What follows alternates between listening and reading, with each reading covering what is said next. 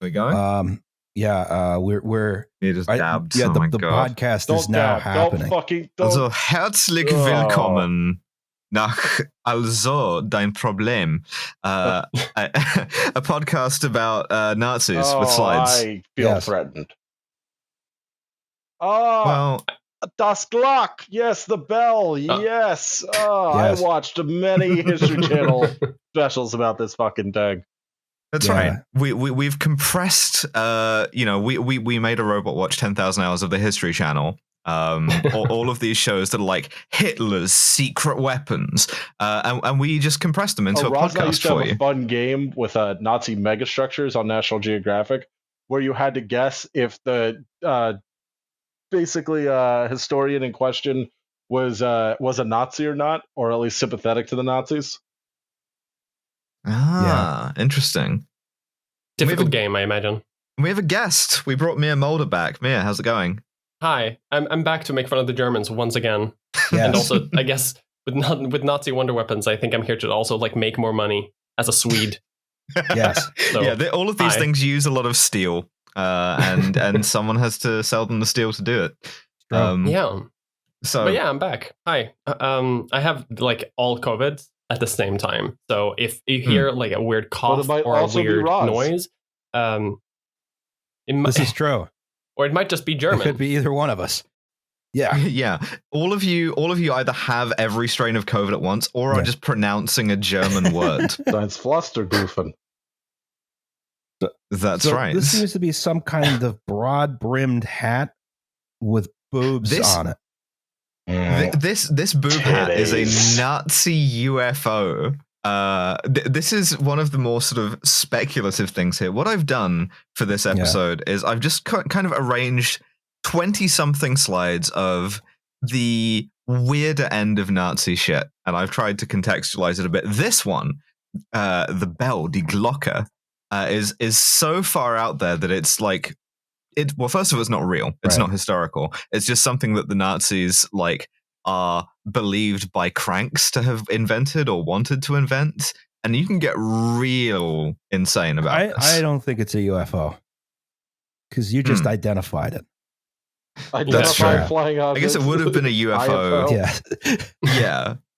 Well, UFOs were like a Second World War phenomenon in origin, right? Like Foo Fighters. Yes. Foo Fighters, Yeah.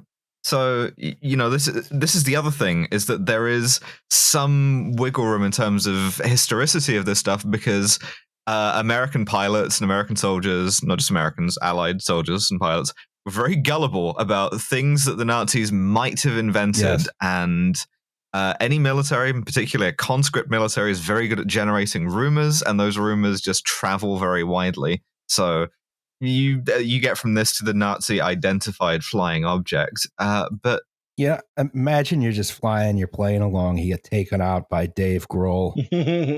Just having to listen to Everlong over. Not even the best member of Nirvana. Next slide, please. Introducing the Nazis for the first time. There's someone watching this, I imagine, who's like, the what? That Hitler seems like a bad egg. Please enlighten us who these are. Never heard of the Nazis, but has heard of cancel culture. So who the fuck is this guy? He's a real asshole. Yeah. So you probably know what the Nazis were. You're probably familiar with Adolf Hitler, who will be recurring throughout this episode. Here he is at the model train show. Featured character. He's not even the worst Nazi at the model train show, man. I regret to announce that I've finally found a thing that Hitler and I have in common. We both love looking at little models and dioramas. It's unfortunate. You find out you have something in common with Hitler. I feel like Hitler would be like deep into city building games if he had been alive today, which is not a reality for him. Yeah. The sort of city skylines of Welthauptstadt Germania mods. But so, as you can see from some of these models, Hitler in particular, but a lot of Nazis really liked the grandiose and the enormous and the gargantuan. For Hitler, this is like manifested pretty like a lot in architecture, like all the buildings that he wanted to build after he won the war. Which like a lot of fan fiction with Albert Speer. Yeah, exactly. And all of his people, all of his subordinates love telling him what he wants to hear, which it makes sense. He's a dictator. Also, all of these guys are on drugs all the time. Right. Highly recommend Norman Orler's book Blitzed about this. Everybody's on meth. Everybody's doing heroin. Everybody's doing cocaine. I recommend the Lions Led by Donkeys episode on it as well. Also, sad to hear that there's yet another thing that I have very much in common with the Nazis. Drugs. So as the Nazis begin the war and then start to lose the war, these sort of tendencies get exacerbated. Hitler's doing more and more drugs. His fantasies get more and more gargantuan. And the war's going so badly, you can see he had to switch from HO to N. It's O gauge or no gauge, you fucking pussies. I don't know how that goes in German. Moving to a slightly smaller room in the bunker. Yeah. But so the military situation seems to require this need for the gargantuan and gargantuan weapons. Hell yeah. Wunderwaffle, yeah. And I think it might be, is it Verteidigungswaffe? Revenge weapons? But so I don't speak next German slide, because please. we won the war. Yeah, that's right. I have a sociological, mythological explanation for this, which is Nazis love esotericism. They love German mythology. They love Wagner, who also loves those things. And in all of these things, you know what all of them love is a magical weapon that gives a hero the strength to conquer his cowardly, repulsive enemies. This here, I have a picture of Nortung, which is a big magical sword that Siegfried uses in the eponymous opera. But there's a million of these fucking things. And once we get into this, you'll see that the Nazis also loved code naming real shit after this shit. They love to call a radar system like Wotan or Fafnir or some shit like this. Because nerds... That was made up whole cloth by Richard Wagner 40 years earlier, and now they think it's ancient German mythology. Yes, absolutely the worst nerds going. And also these kind it's of like the English name stuffed after Lord of the Rings. I don't think we're above that. I feel like that's kind of happened a few times at least. Yeah. Yeah, that probably has happened. Yeah. Although Sweden does have an anti-tank rifle named after a children's book Bear, so it's definitely happening. Wait, which anti-tank rifle is that? Bamse. Oh god! I mean,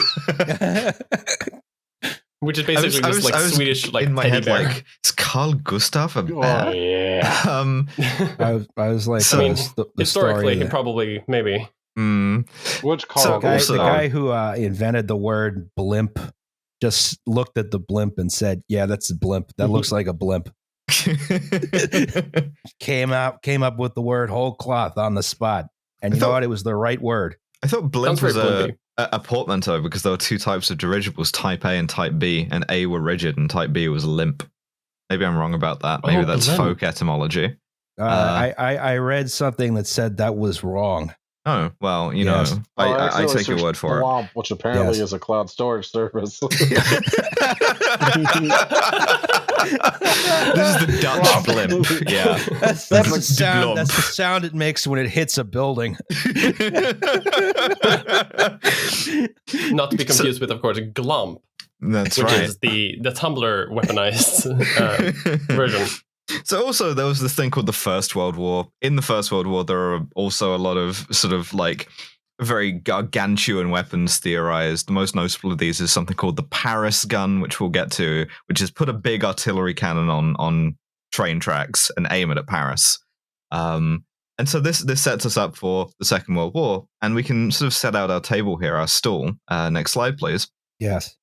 With the question of what is a super weapon? What is a Wunderwaffe? Kampfe der Giganten.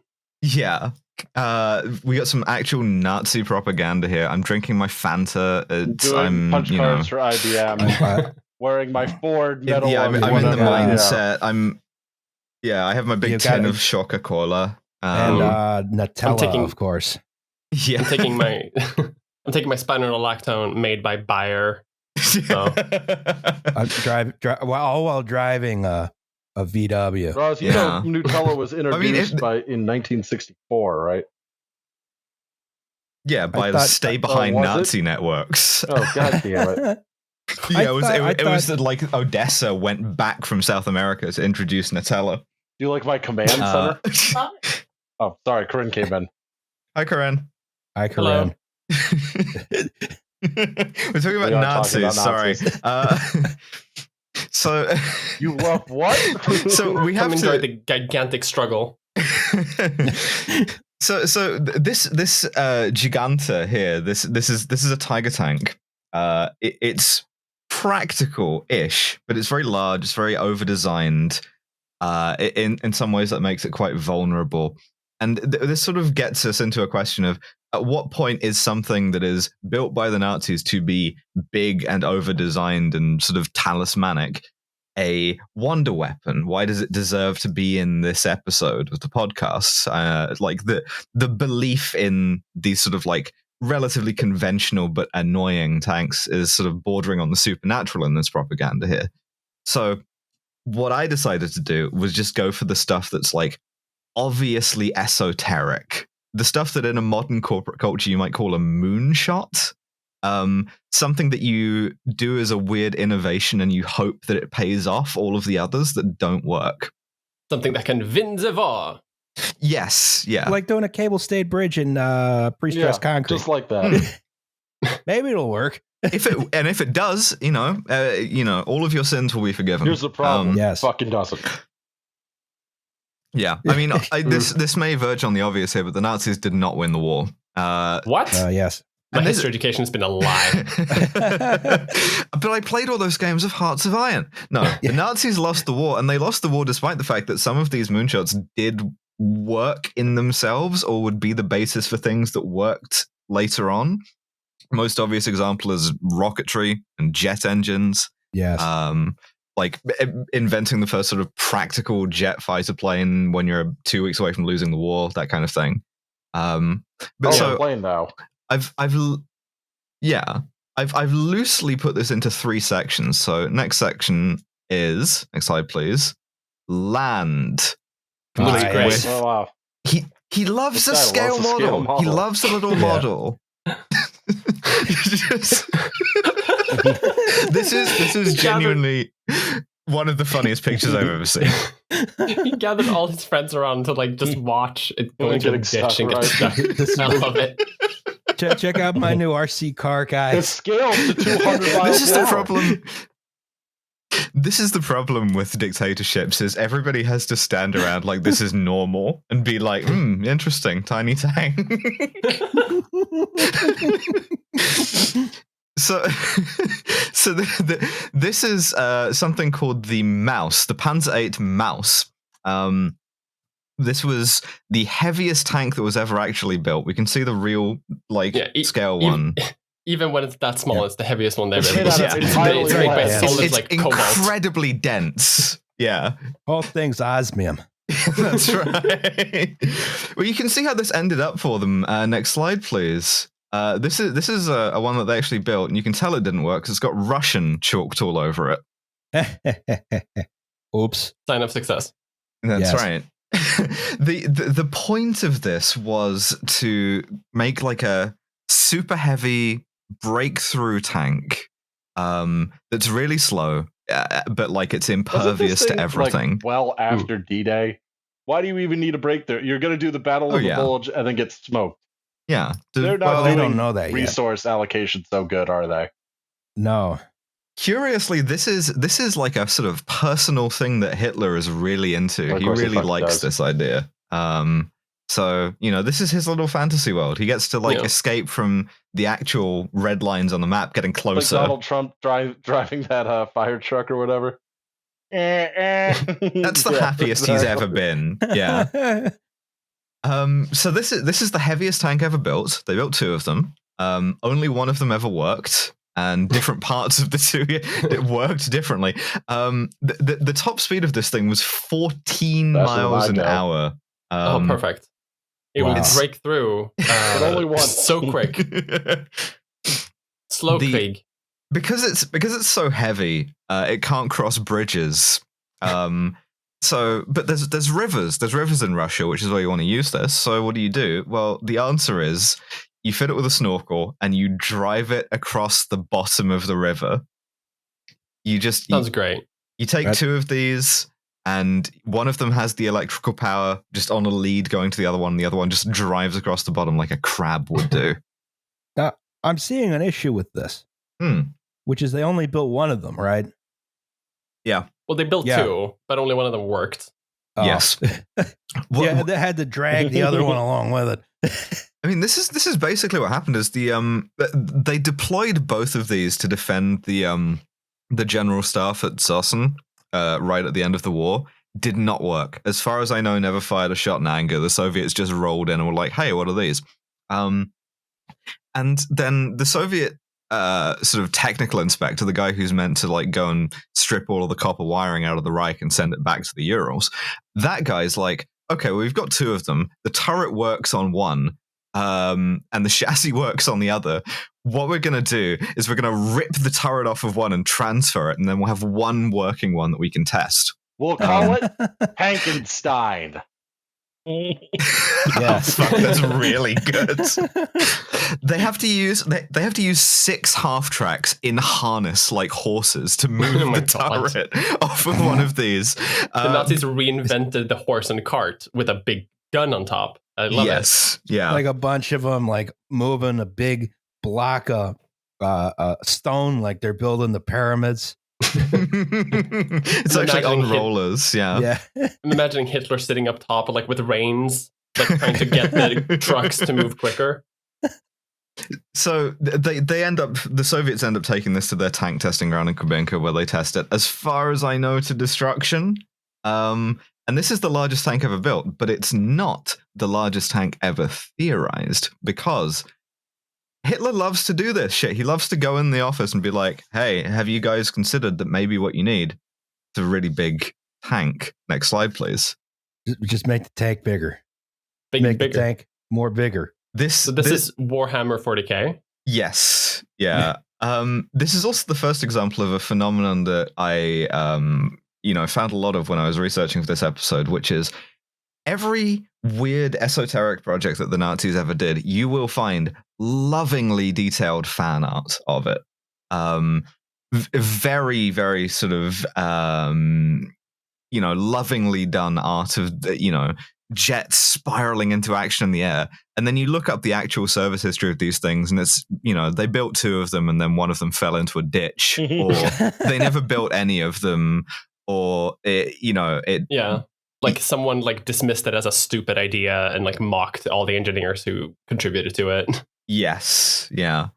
This here is, I don't think they even called it a tank. I think they called it a land cruiser. Yeah, Landkreuzer. Landkreuzer P1000 Ratte. This is a 1,000-ton tank with 10-inch thick armor that is absolutely useless to everyone. There's no way you could use it for anything. It's because it's too big. Yeah. Hitler got into steampunk and decided to make a land ship. This rendering appears to show it on a pier of some kind. Wherever it all I can think is all those wooden pilings supporting that. It's just gonna sink into the river and then just sort of sit there. You try and drive it out and you can't because there's a vertical embankment at the end. And it's just gonna. Congrats on your new stationary anti-air platform. This thing. I heard some people who like try to sort of they theorize like how it potentially could have worked if they ever had the resources to do it, and like even the most like generous designs where they had to like basically redesign the entire turret and remove like half the weight, it would still just sink into like normal dirt. Like, it wouldn't be able to drive on anything. Like, it wouldn't even be able to move, even if it worked. It has a weight problem, which same, and it also has a width problem, which same. It's too wide to fit into any tunnel ever, yet made. Yes. Including now. But this is also a problem, and this is where we get the sort of like blurred line between your wunderwaffle and your regular Waffe. If you look at those Tiger tanks, the little ones, I say little ones, on the flat cars in the front of this, So those were actually too wide to fit on a flat car, on a rail car, just on their own. What they had to do was intricately take apart the sort of like Swiss watch overlapping road wheels on the side and replace the tracks with like thinner tracks that were only used for transporting them. Right. This is like a recurring problem with German logistics of the Second World War. It's like every single thing is so fucking engineering. It's so over designed and it's so like logistically tortured. And then at the top of it, you have this dipshit mustache guy going, "Hey, why don't we make it 5 times bigger?" This thing would have been like kind of like a sort of a Nazi playset in that it had 2 motorcycles in it, just in like their own sort of like motor pool that you could drive out to do reconnaissance. Imagine trying to go to war with something that's essentially the NASA's space shuttle transporter platform. Yeah, you see this coming. You just sort of go back to the woods, and you just get out of. You just take a sort of 90-degree path. I was about to say, yeah, you just sort of move perpendicularly towards it, and it'll take half an hour to turn, and you can be 3 towns over by then. I love that it has a self-contained lavatory system, though. I love that they designed, because again, they over-design everything. They put in a toilet inside of it, like internally, so that the 4 crew members who would have to be inside of this god-awful like death trap never have to leave it. Even to go shit. You just get welded in. I envision a sort of a situation where this is used and they somehow manage to lose a vehicle to toilet malfunction like they did one of those U-boats. It was actually the captain who sank that U-boat, by the way. If they weld them in there, this would legitimately just be a Warhammer 40k thing. That's I feel true. like Warhammer 40k was built on the Ratte. Yeah, that's true. But so we've gotten to the very largest tanks. We're well beyond the bounds of plausibility. Let's go to the tiny one. Yes, let's go to the tiny. I want to talk about the tiny one. Oh my god, it's the Hitler Roomba. The Nazi Roomba. That's right. This is. I love this thing. There were higher resolution images of Roomba this with the little postage stamp mustache. Yeah. Oh my god. So,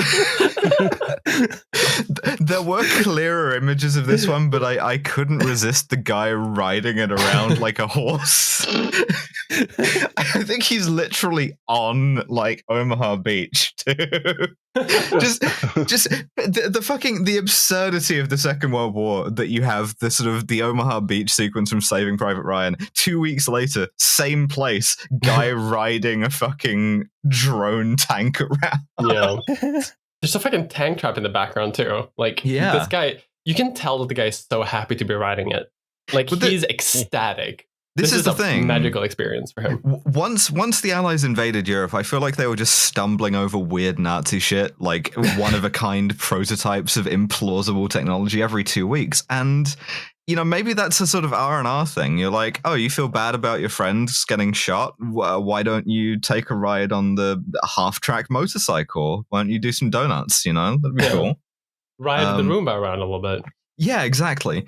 This is a drone. This is an unmanned ground vehicle, UGV. And the deal is, because there's no wireless yet, it's what this is this there's a long cable that spools out of the back of this with a remote control and a guy at one end.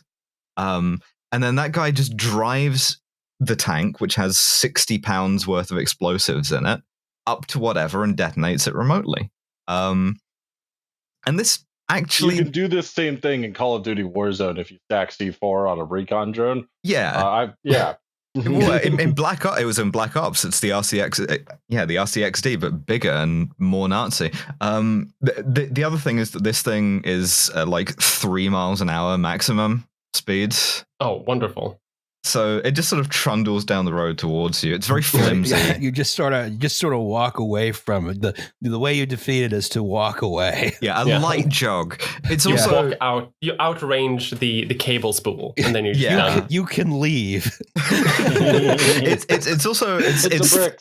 It's thin steel and it's got 60 pounds of explosives inside it. It's not the most sort of survivable vehicle. It's meant to blow itself up, but it does that at pretty much. I feel like it's also like very heavy, loud. Like when it bundles down, like it just like you're just sitting at like a small encampment in the forest, and you just hear like like coming towards like you. A tiny putt diesel engine going. Genuinely, yes. Like half of the ones of these they made were electric, and half of them were a gasoline engine. This goes at like 40 RPM. Just putt. You see it like vibrates towards you slowly. And then it blows itself up black smoke. Yeah, it's probably 2-stroke. Seizes up because they mixed the gasoline wrong.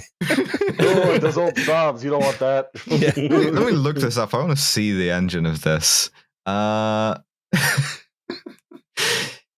God, I love this thing. They actually do sort of work. Like they blow up a couple of Allied vehicles with these.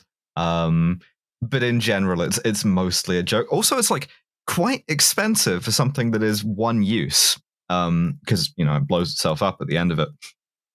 And so it's not exactly economical. But this is one of the more sort of grounded ones. Now we have to get back to the fantastical because we got some more big tanks. Before, can I interrupt? We talked about this before we started. This isn't part of the slides, but we mentioned very quickly the ball tank. The ball tank, yes. I just wanted to like reference a little bit here to contribute. That it's called the Kugelpanzer, and it's just like a ball of extraordinarily flimsy material, and no one knows anything about it because the Red Army found it in Manchuria, but it is German made. So all we know about the Kugelpanzer, which is just a ball, which is apparently supposed to be some recon vehicle, we think. They think they made one and sent it to Japan, and that's all that happened with it. As a joke, just like, hey, check out this shit. Oh, you want our tanks? Funny. Here's one. I think the funniest part about that is we know nothing about it, but we do still have it. It's in like the Moscow Tank Museum or something. Yeah. It's just sitting there, just being really small. It is just like it's a circle, right? Like, and I'm not sure how the guy doesn't like get rolled around like a hamster that stops running in the wheel. He just rotates with the wheel constantly. Yes, rotating a Nazi in your mind. Here's your vomit bucket. Oh God! Yeah, he gets back from the reconnaissance. You open the hatch, and you're like, "How was it?" And there's just a stream of vomit. That's bad. Nine, we send it to the Japanese instead. Well, I mean, all I have to say about that is no. Ball torture. There we go. From Wikipedia, the free encyclopedia at en.wikipedia.org. I'm not doing the. I don't want to do the ball torture article again. All right. Next slide. We got to talk about the Karlgerät.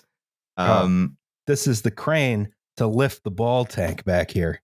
Yeah, it just fires ball tanks. It's a bread maker. This looks like a red alert weapon if it shot the ball tanks. It looks like an advance wars weapon, is what it looks like. Oh. This is a 600 millimeter caliber siege mortar. And this, like, if you see the little thing on the right here, the little second tank, that's a regular size Panzer IV. But they've taken the turret off and replaced it with a big bin full of massive, like 6 foot tall shells that weigh 2,000 kilograms each, and a crane. And they've also given this the adorable name of the Munitionsschlepper. Oh wow! So that's cute. So this thing and its 4 schleppers were intended to attack the Maginot Line, but then they they went around it. So why worry? Why worry? Then they were later used to attack the Diocletian walls in Byzantium. Maginot Line, a unusual example of Allied super weapon. Which completely failed. No. Well, that's all right. They end up using this against Sevastopol. There is a train angle here for you, Justin, which is how the fuck do you transport this thing on its long own special distances? rail tracks? Not quite. On its own special rail car, Good which enough, is they call this a Schnabel car, and I don't know if that's like a generic train she term. snobbles on my car. A Schnabel over here in the U.S. they usually say Schnabel. Schnabel car. Okay. Yeah, but they are. You have like essentially, you two arms on each side of the load. Sometimes there's a platform on it. Sometimes the arms are welded directly to the load, and then those are mounted on pivots, which are in turn mounted on additional pivots, which in the biggest ones, those are again mounted on more pivots, which spread the load among like 50 or 60 wheels on the biggest ones and like 10 or 12 on smaller ones. Yeah, and it like carries the thing like in between those two arms, like sort of held up between them, right? I'll get it. Here's a picture of a real big one right here. I think you may be able to find a picture of this particular one's car, even. Oh, but you can see quite steel looking. Yeah. Oh yeah. Now they're used for like real super heavy industrial loads. Which I guess this is still. Yeah. They're very irritating rail cars to maintain and everything. So I'm not surprised the Nazis used them. Over-engineered. Yes. I mean, this thing. I wonder if they named because Schnabel just means like trunk, like elephant trunk. I think. Yeah. So is that a German originate? I guess it originates as a German word. Schnabel sounds very German. Yeah, but America has so many Germans. That's true. Schnabelcar or Schnabelwagen. Yeah. Well, in any case, this thing works okay. Like it blows up a couple of forts and stuff in Sevastopol. It's in here because I want to tell a story about it, which is that they used one of these to try and suppress the Warsaw Uprising, shooting into liberated Warsaw. One of these fires a shell at a building, goes through the roof, goes through every floor of the building, goes through the basement, sort of lands beneath the basement, doesn't detonate. This is apparently pretty common, but I guess it's pretty common for like all artillery of the period. But they find unexploded ordnance all the time in Europe, right? Oh yeah. Just another Tuesday. Had to evacuate the block because we had to detonate some ordnance that's been sitting there for 80 years. Yeah, this like 6 foot tall artillery shell. But or else you get in there and do it. The reason why I want to tell the story is because the Poles, having nerves of steel, go in there into this basement, disarm it, melt all of the explosives out, and use them to make hand grenades. Nice. Wild. So a decent proportion of the hand grenades used by the insurgents in the Warsaw Uprising were made out of sort of recycled ammunition for the Karlgerät. Haha, suck that shit. That's right. I guess they call it supply mortar. Yeah. This is like the most efficient Nazi logistics ever got. It just like supplies the wrong side. But we perfectly delivers like an intact shell for other people to use. Yeah. We can go bigger. Next slide, please. Now you got to put stuff on rails. The fan favorite. This is Schwere Gustav, Heavy Gustav. So as I said, in the First World War, they built a Paris gun that was like this on a smaller scale. Hitler wants them to build another one. They build two. Gustav and Dora. Dora is named after the engineer's wife, which I'm not sure I would take as a compliment. Yeah, I would be thrilled with that. I probably wouldn't be happy about that. It's like, hey, honey, I named the world's largest rifled weapon after you. And that Tonka Trank ass of yours. So named because of your enormous cock. So this oh, it's a Dora Richter. Perfect. So this thing again gets used to bombard Sevastopol. This is like all the Nazis can think to do with like siege artillery. Not much else. In terms of the practicality of this, aside from having to put it on train tracks, which you have to build for it, you get. If you look at the size of that barrel, you get 47 rounds out of that before it has to go back to Krupp in Germany and be rebored. That's not very good. It's not very efficient, I'll tell you that. But this is an improvement on the World War I Paris gun, which every time you fired it, the shell would strip half an inch off the rifling. And so... Dave's wait, what's the problem? and so the Paris gun came with like a supply train of shells that were numbered, and you had to fire them sequentially because they went up in caliber. If you got to do that, maybe you go back to the drawing board at some point. Yeah, maybe that's a bad gun. You're sort of rubbing up against the outer limits of practical ballistics at this point, when you're like, no, you have to fire it in increasing order, otherwise you will explode the entire gun. But the biggest sort of problem for this is obviously the fact that it needs to be on rails, right? So what if we made, next slide please, what if we made Schwere Gustav self-propelled Gustav? Oh my god. Boy. Oh dear. 82 feet long? Yeah, and like 150 feet wide. This is twice as heavy as the rat, by the way. Yeah. This is twice as heavy as the mouse. 1,800 tons. That's not... No. I love that it has I love how it has the little outriggers on the side, like those are going to do something. I was about to say. More stability. Sort of have a cathedral buttress. Our very heavy tank is very stable. This is the Landkreuzer P 1500 Monster. Those aren't words. This was supposed to have a crew of 100, by the way. Fuck off. It has 2 cranes on the back to do, like, Nazi I guess, naval melter, trade. Jesus Christ. And it's the gun off of the railway gun put on a tank. What do you you have to replace after like 47 runs anyway? Yeah. You just drive this whole thing back. Field?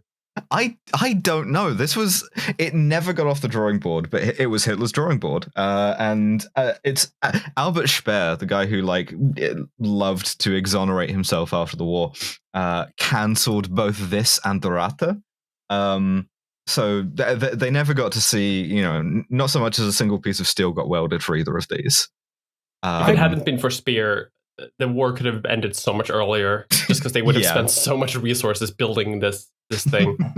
Yeah, we have one gun and we have 35 excavators that we need in order to clear a road for the gun to use it. It's not so practical, but we do our best. My favorite Albert Speer story is that at one point during the Nuremberg trials, he claimed that he was going to try and poison Hitler to liberate Germany. And the way he was going to do it was he was going to put nerve gas in the ventilation of the Führer bunker. But the reason why he didn't do this was because he got there and he found that the ventilation hole was too far up the wall and he couldn't reach it. Pussy. It's just a small bean. That's right. And he had anxiety. Short King. Yeah. Couldn't find a step stool. Speer. Couldn't find a step stool. I would believe that an architect couldn't find a ladder. I like the idea that sounds Stuart right. couldn't have the decency to hang himself because he couldn't find a step stool. Just again, he was like cursed by a witch never to be able to find a ladder when he needed one. He needs to always be ground level. That's right. It's his curse. You cannot move Albert Speer on a Z-axis at all. That's why all his meetings are in like underground basements and bunkers, and there's just a network of tunnels all throughout Germany, so he can move from city to city. Yeah, he can only move horizontally. Cars to never see daylight. That's right. Next slide, please. This one's some cartoon shit. I love this one a lot. They're just building shit in Kerbal Space Program at this point. This will work 100%. This will not kill Jebediah Kerman. Is this what it looks like when it's broken? No, this is as advertised. They contracted for this. This is. It looks like it got hit by a bomb. so it shoots out of the little spout at the top. This is a Windkanone. The idea is you mix hydrogen and compressed oxygen, and you fire a big bullet of compressed air into the sky to try and knock a plane out. There's no way this would have worked, right? But they built a fart cannon because that shit would smell too. They built a fart cannon to kill pilots, to kill the RAF. Oh, she slobbed on my Winca day. Every time they fire it, it makes a big. And the thing is, some Allied guy, 1945s, rolling around, and you're the one. You and your buddies discovered the fart cannon. And the thing is, they built this. They made one of these. They might not have done any of the stupid big tanks, but they built the fart cannon and they sent it to defend, I think, the Elbe River. And they can't tell whether it didn't work or if it just didn't hit anything. but there were some guys, legitimately, everyone else in the fucking Wehrmacht is doing Die Brücke. It's a bunch of like 12-year-olds getting conscripted, and then there's one detail of guys who's just got just all day hitting nothing. I love the Windkanone. Next slide, please. Is this the multi-chambered gun? It's a sort of assisted charge gun. It's the V3. So the V1 first cruise missile, the V2 first short range ballistic missile. Correct me if I'm wrong. I could be wrong about that. The V3, weird shit. Instead, the idea of this one is you have a really long gun barrel with like a small charge, and then if you look at the little sort of like landings on this set of steps, right? You can see sort of perpendicular tubes going into the barrel. What those are designed to like add additional propellant charges that fire off as the projectile goes down the barrel. And the idea is that those just keep detonating all the way up. So instead of losing velocity as you go down the barrel, you're gaining it. Sure, why not? I mean, in principle, fine. This is like an explosive Gauss cannon. Pretty much, yeah. I believe this has been tried a number of times, and at this point, and it never worked. And this one didn't work either. Well, they couldn't. First of all, they couldn't figure out a way to get the this huge long barrel to be maneuverable in any way. So what you had to do is build it into a mountainside. I was about to say, what's the deal with this Bin Laden's fortress thing? This is approaches guarded by Nazi militiamen. This is Mimoyek, which is in France, and the idea was they were going to build a shitload of these, 4 galleries of 5 barrels. It's going to shoot around every like 4 or 5 seconds. They're all pre-aimed at London. So it's just going to hit the same, broadly the same place. And the idea is that you just sort of fire this and make London uninhabitable. Unfortunately, because the idea was like that they were going to be able to like use them for a long time, like because they had like multiple small charges, it wouldn't like destroy the barrel quick enough, so they could just like whap up a 40 super cheap ones of these and just like hope for the best.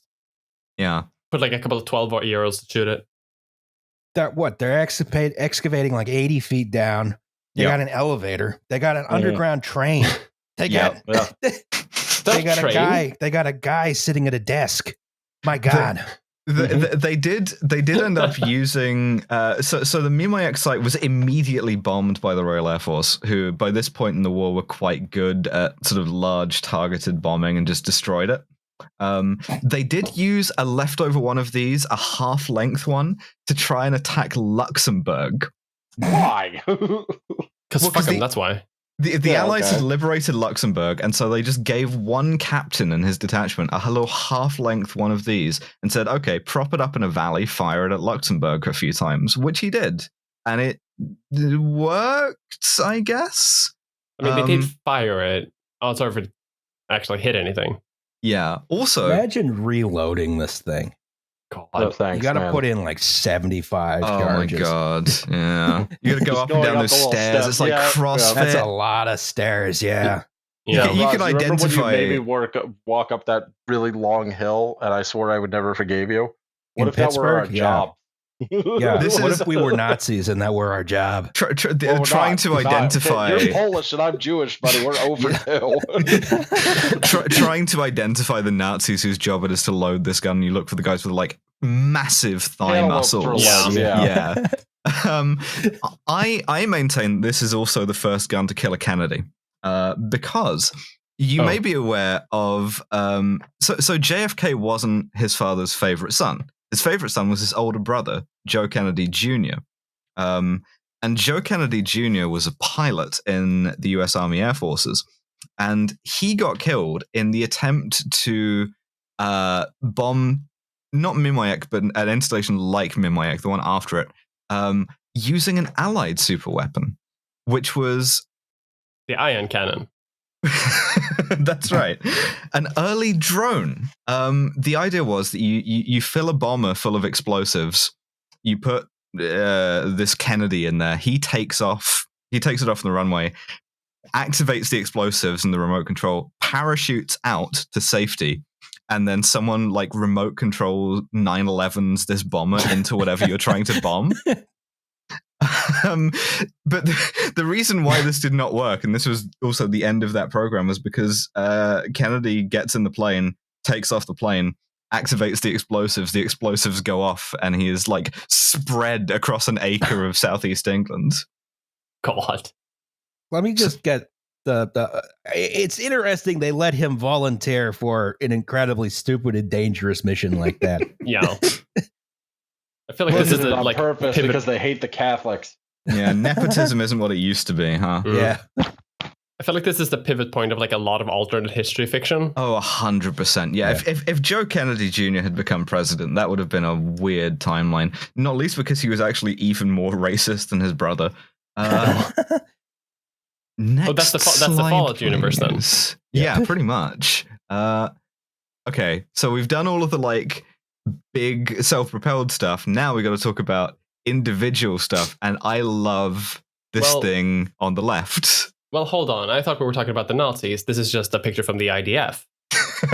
Yes, because the IDF, amongst others, have attempted to revive the idea that we see on the left, which is a 2-star general for some reason in socks and Oxford shoes, holding the first assault rifle, an MP44, with something called a Krumlauf device, which just bends the barrel 90 degrees. And it's for shooting around corners or for shooting out of tanks, maybe sometimes. And when you need to get people off mouse. Yeah, exactly. And the crucial thing about this is that it does not work. Bullets don't like being treated this way. I was about to say, yeah, like I thought it was a miracle that would even work, so I'm glad it doesn't. What happens? Didn't this thing explode the curved barrel all the time? All the time. It explodes the curved barrel, but mostly what it does is, well, first of all, anytime you fire it, the bullet goes into the curve of the barrel and shatters. So you're then firing shrapnel. You're firing little like shards of bullets. Oh, a nice bad shotgun. Rounds. Yeah, you've pre-expanded your hollow point here. I'm just imagining. You guys remember the flechette gun from Unreal Tournament? Unreal Tournament 3? It's like that. I'm but thinking it only gets you. I'm thinking it makes the same sound as that scene from Spaceballs, where I think Mog picks up the radiator and redirects all the shots back at the guys. This also like boom, boom, boom. the barrel also it's not very accurate, and the barrel also deforms, so it just bends too much. It just goes not over Mog, he's again. Barf, right? Barf is a Mog, but his name is Barf. Okay, I'm Matt's best friend. Let me not misgender him. Weird gun nerd at us. The MP44. We also know it's known as the Sturmgewehr 44. We know. Don't fucking come in the comments and be like, actually, it's called the STG 44. It's also known as the MP44. Shut up. Yes, it's a machine and pistol until it isn't. And yeah, this thing does not work at all. I included it because I think it's hilarious and I love this picture. This is a heck of a night sight. Jesus Christ. Oh, this thing, the Zielgerät Vampir. Yeah. So the vampire. My God. If you notice the giant backpack this Nazi is wearing, that's the battery for this. It's an infrared lamp that projects. That's the thing on the top, and then you look through the scope to see what it's illuminating. Oh. I mean, it's quite ingenious, but it's also kind of stupid to go into battle and have to spend 15 minutes cranking up your gun. Yeah, the backpack for this weighs 15 kilograms, or about 35 pounds. It's just a gun from Futurama. Yes.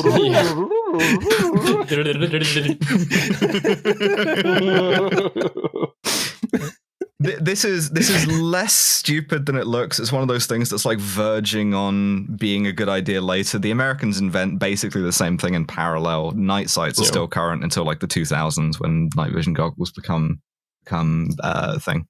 But does the backpack go pop goes the weasel? The weasel. Yeah. Just like feverishly cranking. It just sounds like that.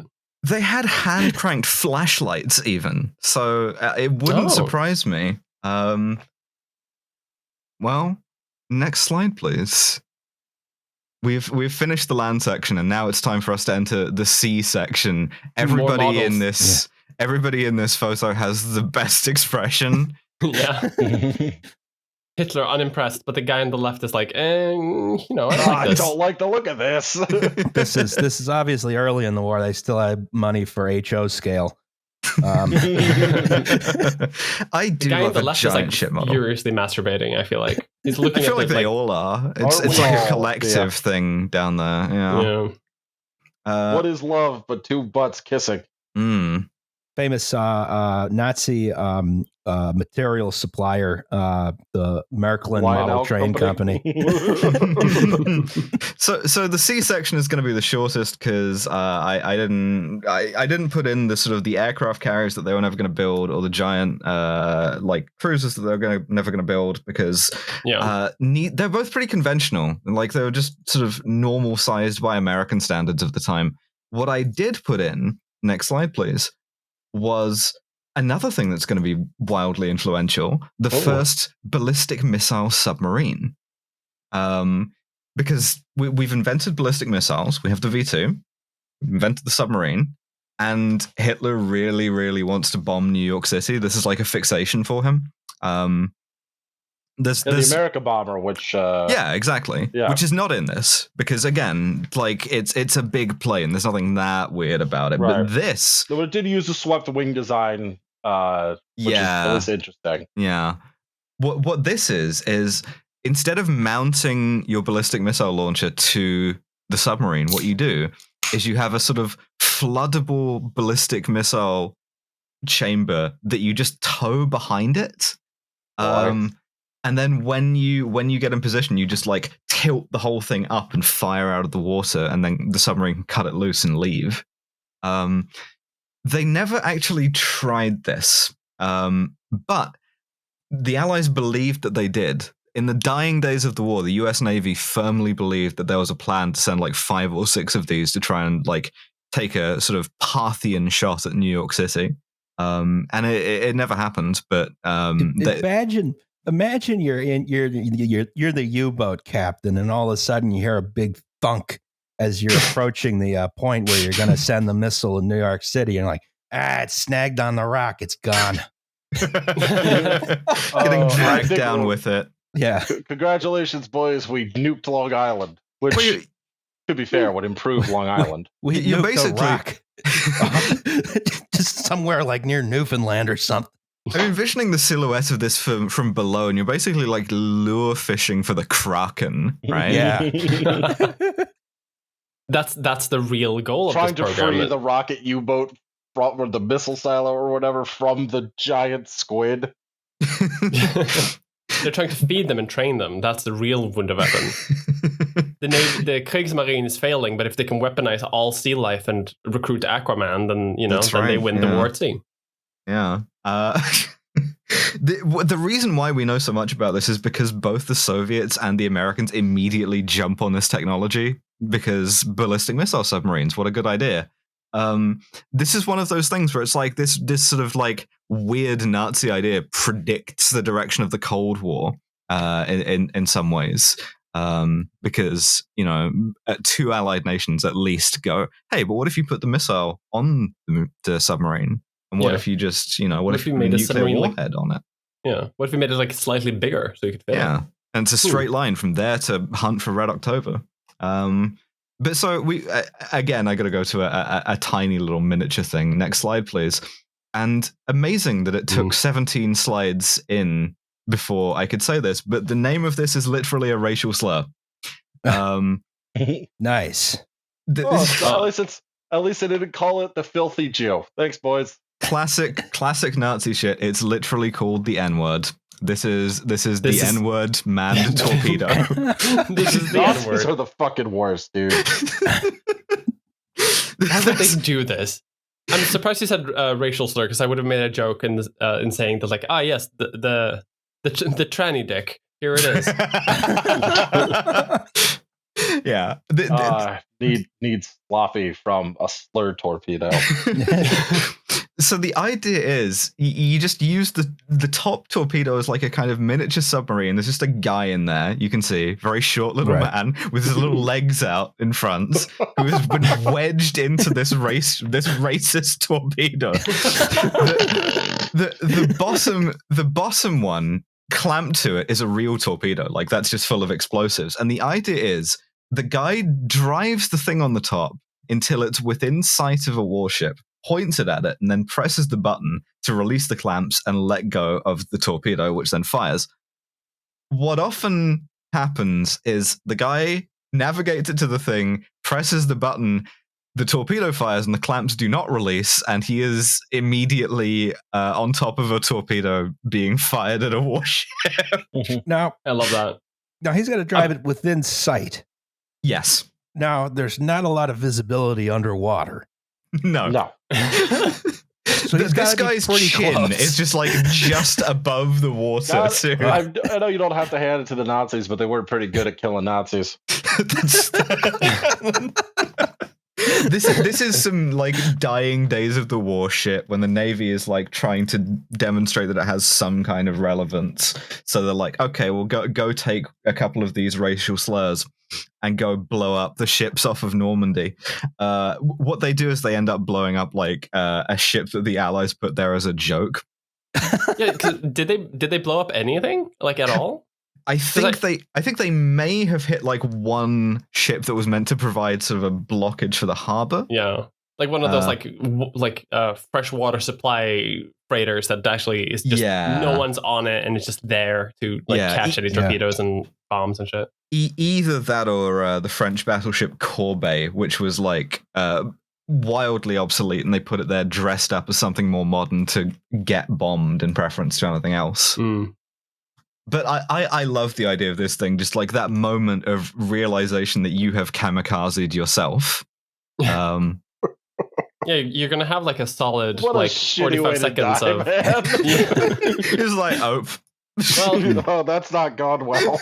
I have 40 seconds to come to terms with my maker and God. Oh man, I hope he doesn't judge me too harsh for being a Nazi as I go right into the seabed. You have just enough time to start like humming the theme tune to a show that you like, to sort of like give yourself some sort of comedic relief at the very end. Like just as it goes, you realize, it's not working, and then you bum bum bum.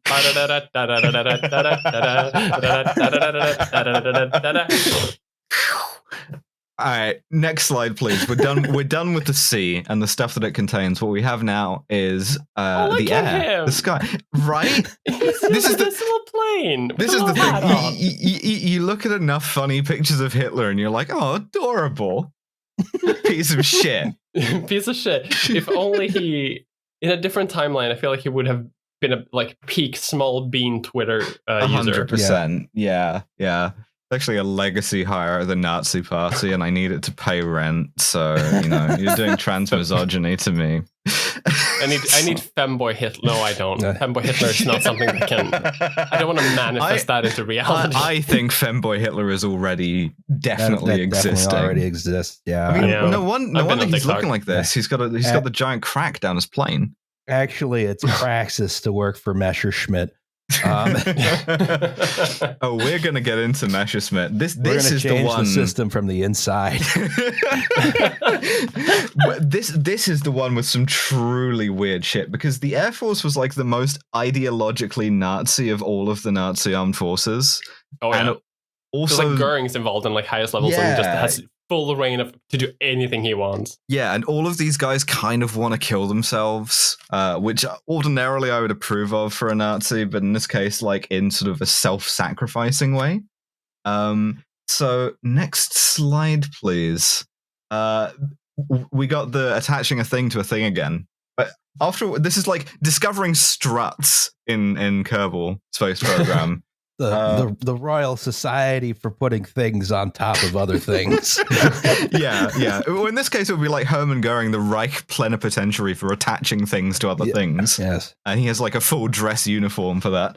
Why, just this morning, I have seen a thing which was not on top of another thing.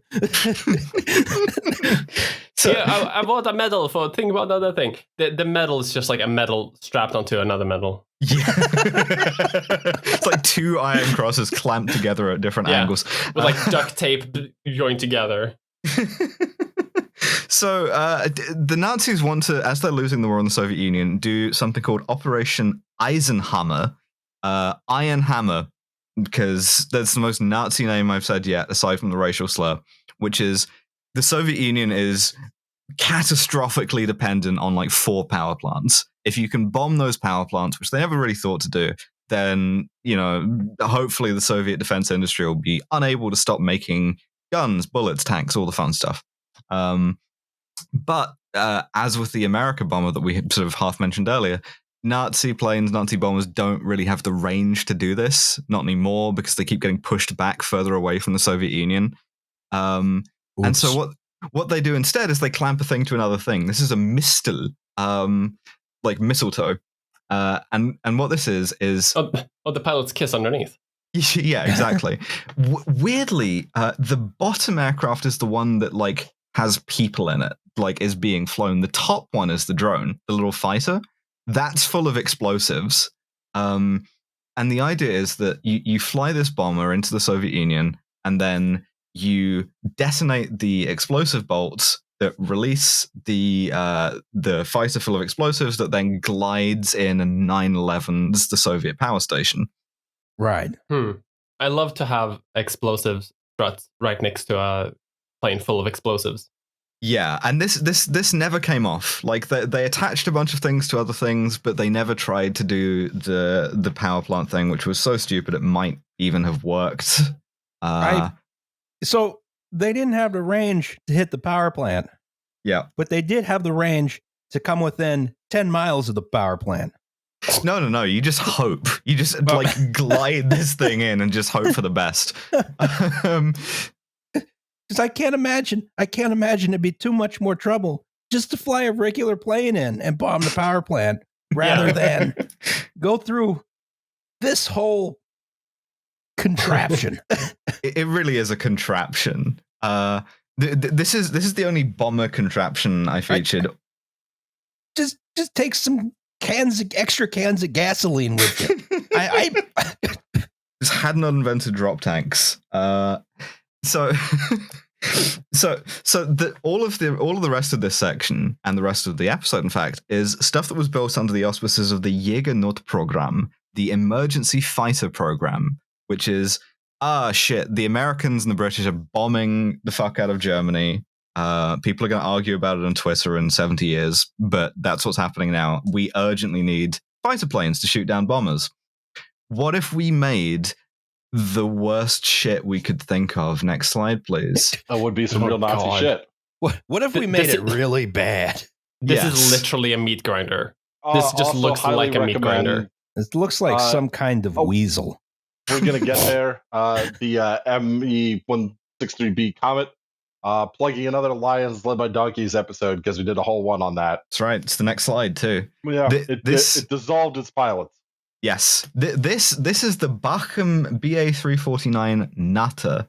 And this is, if you look at the nose cone, it has a bunch of little rockets in it. those are its only weapons. The idea is that you launch this vertically by rockets. Okay. And then the guy inside, who is not a particularly trained pilot, because all of the fighter doctrine of this is you just use some guy. So you don't have to train the pilots, you just use some kid. Get in. Yes, yeah, exactly. Get in the net. Being voluntold, yes. Yeah. Get in the house. He aims. He aims the nose cone at the formation of bombers, fires all of these little rockets, and then I think he parachutes out, and then the reusable half of this also lands by parachute. This is a surface-to-air missile where the guidance system is a kid. It's very Gravity's Rainbow. Yeah. It killed its first test pilot, which I find very funny. Praxis. This was the reason why they never went forward with this, is they did one test flight and it like eviscerated the guy in it. Yeah, understandable. Because it has a very strong rocket engine and very tiny little wings and like bad controls. The guy launches vertically, loses control of it, tries to like climb out to parachute out, gets his left arm and left leg out of the canopy, and we know that that's what he got out of the canopy because, I'm quoting here, at the impact site about 7 kilometers away, a 5-meter deep crater was found with half of a left arm, half of a left leg, and a 14-centimeter long piece of skull. Good Praxis. Wow. Fuck that shit. Jesus Christ. All right, so that didn't work too good. Yeah, this is an anti-fascist aircraft. Just not this on machines purpose. kill fascists. All right, Liam, That'll you want be to the talk about episode tagline. Liam, you want to talk about the comet? Next let's do slide. This thing, I think it looks quite nice, relatively speaking. Is that a tiny little propeller on front? Oh god, it literally is, isn't it? Yeah, this thing's a oh god. From what I remember, it's a glider, right? And it Yes. Yeah, but they used the fucking propellant, which was T-stuff, highly concentrated hydrogen peroxide. Oh, I have some stuff about Teerstoff and Seerstoff. So they even fucking sound alike in German. Yeah, so the idea is this thing rockets up at like this huge rate of climb. Talking 39,000 feet or so in less than 4 minutes. Oh yes, and they had to do the low fiber diet. So that their farts wouldn't explode them. This is the thing, right? Nazi That's ideology real, Ross. I'm not making that up. is mostly about controlling the amount of farts. Like the Windkanone, maximum farts. Piloting this, minimum farts. So the engine, the rocket engine, runs on 2 propellants. You need both. Teerstoff, which is hydrogen peroxide, and Seerstoff, which is hydrazine and methanol. Gotta love hydrazine. So both of these very dangerous. However, what's really dangerous is if you combine them, which is a problem if you're using them in the same engine. Because they're gonna be friends. Yeah. So first, this is some Romeo and Juliet shit, but for highly unstable chemical compounds. So first of all, Teerstoff, your hydrogen peroxide, that dissolves cloth, leather, all combustible material and makes it spontaneously combust. Nice. Great. You love that in fuel. Yeah, so you have to keep it in like glass or enamel. Teerstoff eats through iron and steel, so you have to keep it in aluminium. The tanker trucks containing these 2 things can't come within 800 meters of each other. Obviously, we are going to win a war with this. Yes. There is a quote here about a ground crewman who inadvertently poured a container of Teerstoff into another containing a small quantity of Seerstoff. As author William Green recounts, before he realized the magnitude of his mistake, his remains had been spread thinly over the entire test shed. But so, if you're going to pilot this thing, right, you got to have a special protective suit, which is made of acid-proof asbestos. Nice. Just in case, so you can you really make sure that whatever person you put in this thing will die. Yes. And there's a story of, again, another test flight of one of these where the guy goes up, he loses control of it, he has a sort of mild crash into the ground, and everyone comes running over to be like, oh, hey, are you okay? Did you break a leg or something? What he did not break was a leg. What he broke was one of these fuel lines, which dripped onto him and dissolved him. Yes, they turned him into a liquid. They found, I believe, the test suit partially. I can't entirely remember. He had turned into genuinely chunky marinara. Listen to Lions Led by Donkeys. This to me is like the biggest sort of metaphor for Nazism. Is like it literally the revolutionary technology that literally consumes you. It goes really quickly. It is very intense, and then it will make you into chunky marinara. Well, see, this is startup culture because it does move fast and break things. Yes. Okay, Oh my god, is Hitler like a I feel like Hitler has Silicon Valley energy now too. Actually. 100%. Yeah. Like Hitler today would be wearing like a turtleneck and sneakers. That's true. Absolutely, Hitler would be Steve Jobs. Yeah. I am announcing today. New Third Reich. Wow, you bought what's the fucking Allbirds, the shoe brand I can't stand. The Reich.ly. Yeah, Reich 3. Reich 3.0, of course. Yeah. Reich 3.0. I hate that. I love that. I guess they could put the list of exterminated persons on the blockchain. So, no need for punch card. You get turned into an NFT. God damn it. Next slide. Okay, this one. This one is some zany shit. This is plain go spinny. I had to remove because the image didn't work. Another beautiful painting, sort of lovingly rendered, of this thing in flight spinning. This is a Focke-Wulf Triebflügel. These aren't words. I love to flug my Trieb. Yeah, I love when my Flug so getrieben. This you may be able to tell that this is a scale model. This was too dangerous and too weird to ever build. But the idea, the idea is this is a VTOL. It takes off vertically, and then it uses these ramjets on the tips of the rotors to propel itself. Oh, I've got a ramjet on my tip. What? Does it spin too? Nothing. Yeah, it does. Yeah, there's sort of a belt in the center that spins and it keeps the aircraft steady, or is supposed to. I look at all these things, and one thing which is never clear to me: how do you get in? I mean, Albert Speer finds you a ladder. Yeah, Russ, you get in once, buddy. They're not real worried about that.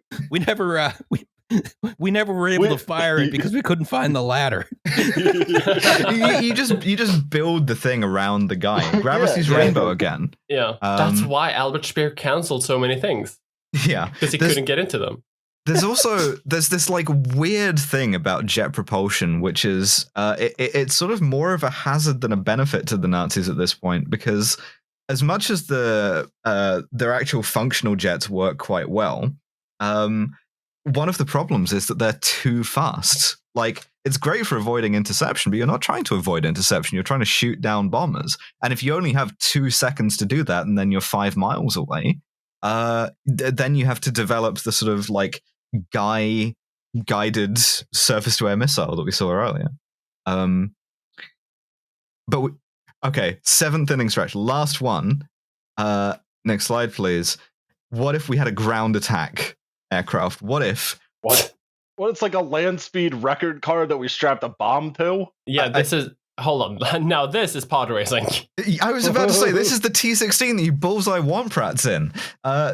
This is a Fieseler Reichenberg. It was estimated that the chances of a pilot surviving such a bailout were less than 1% due to the proximity of the pulse jet's intake to the cockpit. What if they just didn't put the jet there?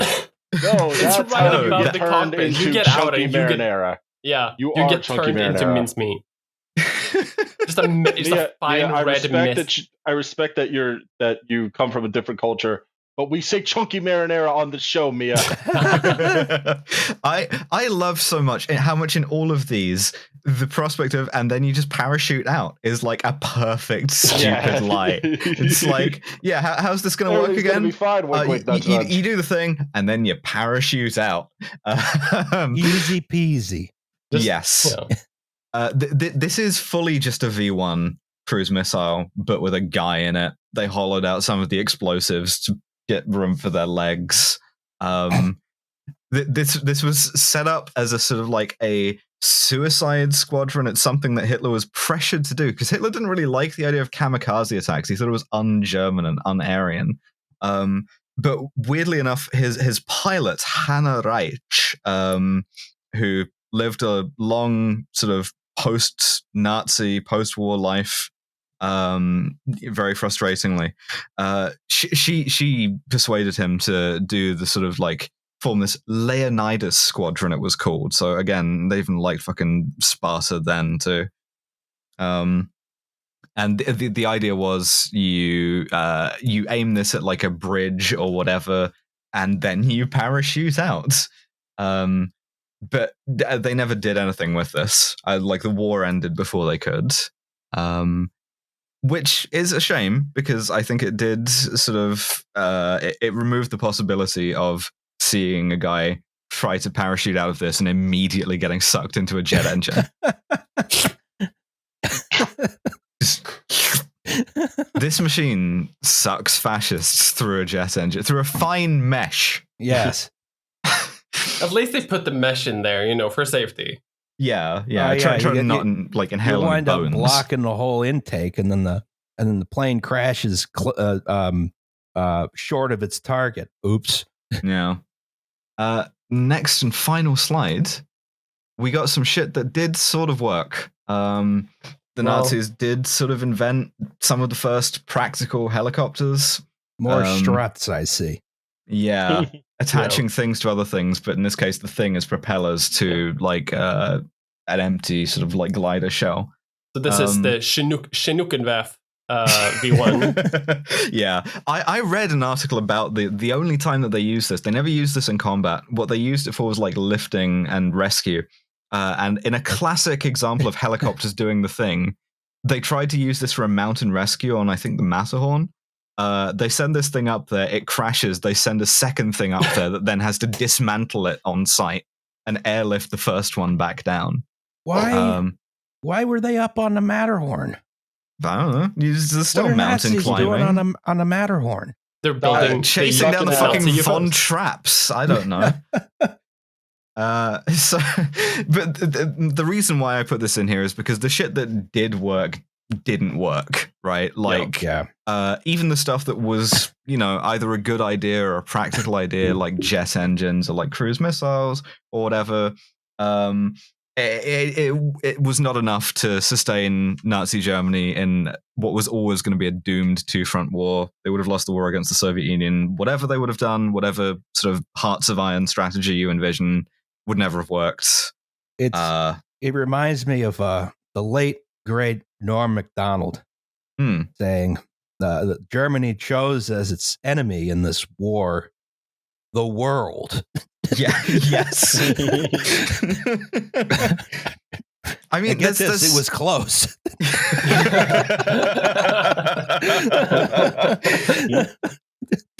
Yeah. So I mean, the Allies go into Germany and just steal everything not nailed down. I saw him really theft. Look it down. Yeah, Operation Alsos, Russian Alsos, all of this stuff. A lot of it is like vastly exaggerated. The Nazis were never going to produce an atomic weapon. They certainly didn't make UFOs. If only they could have combined the fart cannon with a nuclear weapon, and the war would have been over tomorrow. Yeah. Farting uranium bombs in New York City. Victory, yes. Yeah. A horrifying prospect. This is what all new, like, what if the Nazis won the war alternative fiction needs to do, because they all end with like, and then the Nazis bombed New York, and it's just like, I want the fart cannon to be operational. I'm sorry, the fart can. The fart in the High Castle. I need this by the time the Prince arrives, Princess Leia. Man, the High Fartle. A transatlantic fart. The America farter. Well, this was all the slides I put together on Wunderwaffle. What have we learned? What have we learned about Nazis the Nazis? In the street. You don't need to. You give them long enough, they'll suck themselves into their own jet engines. This is true. This is true. The self-destructive tendencies of fascism are on full display. And it's not just a weird politics thing. They just build machines to kill themselves with. Yeah, weirdly, like if you think of fascism as this marriage between sort of avant-garde revolutionary sort of futurism on the one hand and kitschy sentimentality and romanticism on the other, this is a sort of a triumph of the avant-garde. Like Marinetti would have loved this shit. He would have loved the engine that sucks you into it and kills you. And it's weird that it took fascism's greatest sentimentalist, Adolf Hitler, to deliver that. At the end of the day, he really was an artist. Yes, that's right. He was a small bean. He found his medium in his war. Yeah, that's right. To get canceled over this one, but it's fine. We never said critical support, so we're fine. Yeah, God no. Cut it. Mia, if people want more Mia, where can they find more Mia? Oh shit! They can find more Mia in Sweden, but you can also find more stuff on like miamulder.com, and that takes you to my YouTube channel, where I make videos that are not as informative or funny as this, because I mostly talk about like being sad of being a trans person. Oh, well, I mean, and also I know drugs just how you sometimes. feel. Well, I mean, okay, the Nazis liked 1 out of 2 of those things. So. That is true. There you go. That's true. That's very much true. To 100%. And I am currently making a video where people think that like all bad people in all world history are trans people.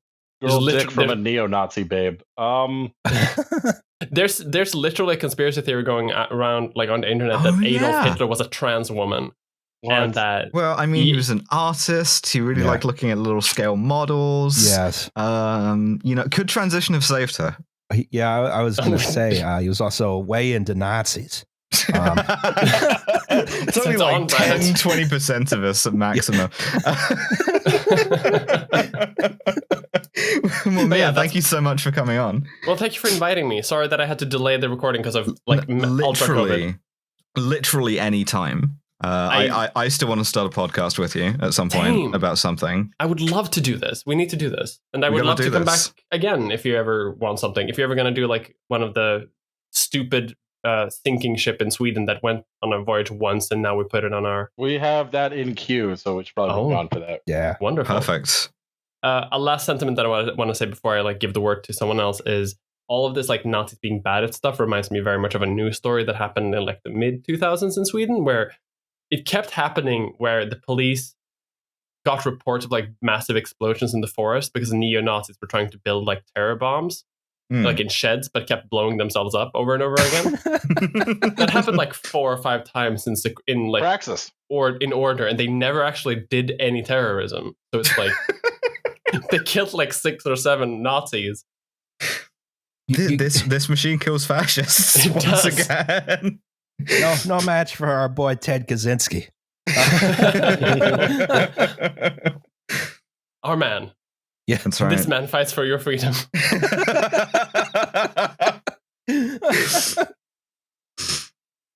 Well, bye everyone. Bye. That was a podcast.